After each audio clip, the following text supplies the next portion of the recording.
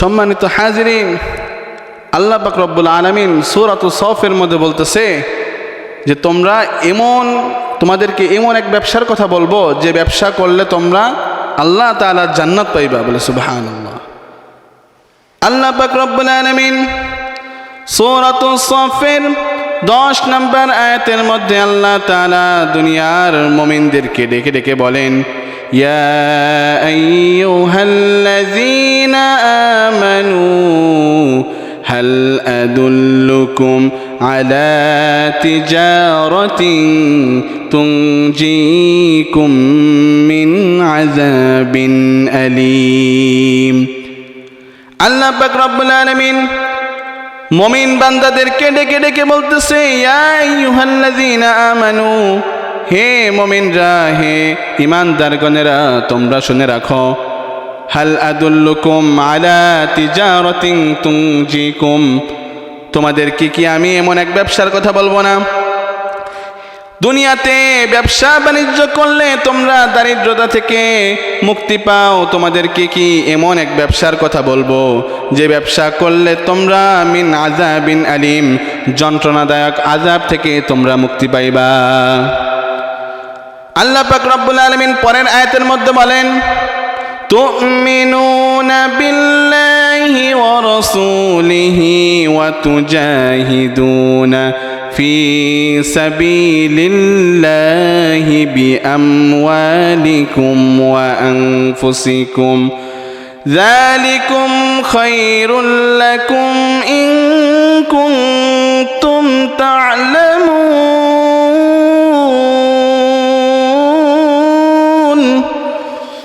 আল্লাহ পাক রব্বুল আলামিন এই ব্যবসার কথা বললেন। তুমিনুনা বিল্লাহ, এক নাম্বার আল্লাহ তাআলার প্রতি ঈমান আনতে হবে, আল্লাহ তাআলাকে বিশ্বাস করতে হবে। ওয়া রাসূলি, এবং আল্লাহ তাআলা এবং আল্লাহ তাআলার রাসূলকে বিশ্বাস করতে হবে, ভালোবাসতে হবে। কিন্তু বর্তমান মুসলমান, বর্তমান যুবক ভাইরা আল্লাহর রাসূলের আদর্শ অনুসরণ না করে মেসির অনুসরণ করে। কথা বলেন ঠিক কিনা?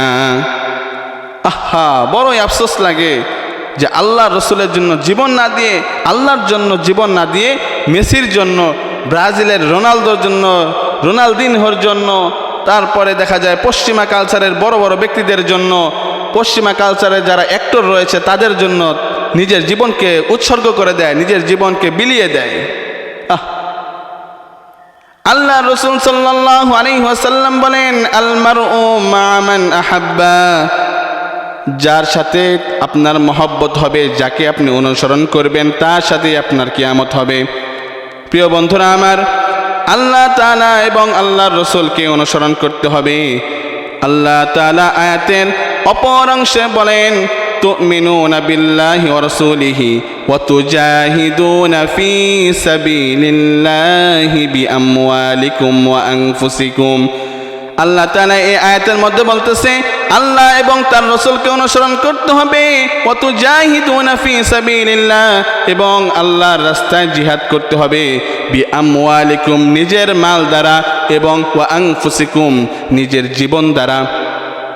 জান এবং মাল দ্বারা আল্লাহ তাআলার রাস্তায় জিহাদ করতে হবে। যালিকুম খায়রুল লাকুম ইন কুনতুম তা'লামুন, যদি আকলমান হও, যদি বুদ্ধিমান হয়ে থাকো, তাহলে তোমাদের জন্য ইহাই হচ্ছে উত্তম। এই কাজ যদি তোমরা করতে পারো, তাহলে এই ব্যবসা করতে পারো, তোমাদের জন্য ফায়দা কি?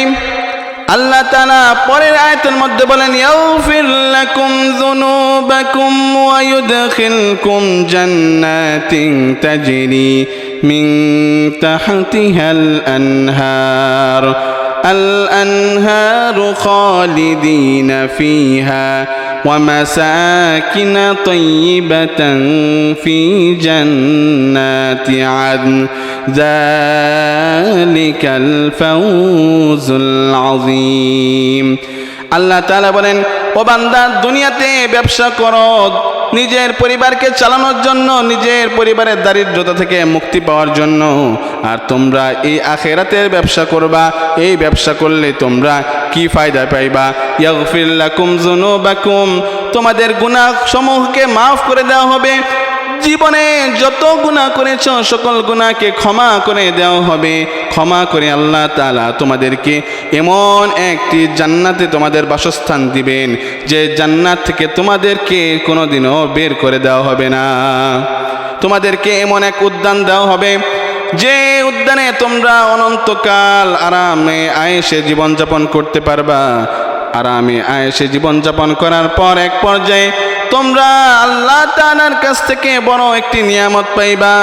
সেই নিয়ামত হলো আল্লাহ তাআলা জান্নাতি বান্দাদেরকে ডেকে ডেকে বলবেন, ও আমার জান্নাতি বান্দারা, তোমরা কি চাও, তোমাদের কি অভাব রয়েছে? তখন সকল জান্নাতীরা একে অপরের দিকে তাকাবেন এবং বলতে থাকবেন, আমাদের তো কোনো কিছুর অভাব নাই, সকল কিছু তো আল্লাহ জান্নাতের মধ্যে রেখে দিয়েছেন। কিন্তু আল্লাহ তাআলা এরপর বারবার যখন বলবেন, তখন হযরত মূসা আলাইহিস সালাতু ওয়াস সালাম আল্লাহ তাআলার দিকে সকলকে অনুসরণ করিয়ে বলবেন, তোমরা আল্লাহ তাআলার কাছে আল্লাহ তাআলার দৃষ্টি চাও। সকল বান্দা তখন আল্লাহ তাআলার কাছে চাইবে, ও আল্লাহ, আমরা আপনার কাছে আপনার দৃষ্টিটা দেখতে চাই, আপনার চেহারা মোবারক দেখতে চাই। আল্লাহ পাক রব্বুল আলামিন আমাদেরকে জান্নাত দিবেন এবং পাশাপাশি দুনিয়াতে ওয়া উখরা তুহিব্বুনাহা নাসরুম মিনাল্লাহি ওয়া ফাতহুন করিব, এবং দুনিয়ার জীবনে আমাদেরকে সাফল্য দান করবেন। এজন্য প্রিয় ভাইরা, আমরা দুনিয়ার ব্যবসার পাশাপাশি আখিরাতের ব্যবসাকে আমরা প্রাধান্য দেব। যদি আমরা আখিরাতের ব্যবসা করতে পারি তাহলে আমরা আমাদের গুনাহকে মাফ করাইতে পারবো, আমরা জান্নাত পাবো এবং দুনিয়াতে সফল কাম হয়ে যাব। ওয়া আখির দাওয়ানা আলহামদুলিল্লাহি রাব্বিল আলামিন।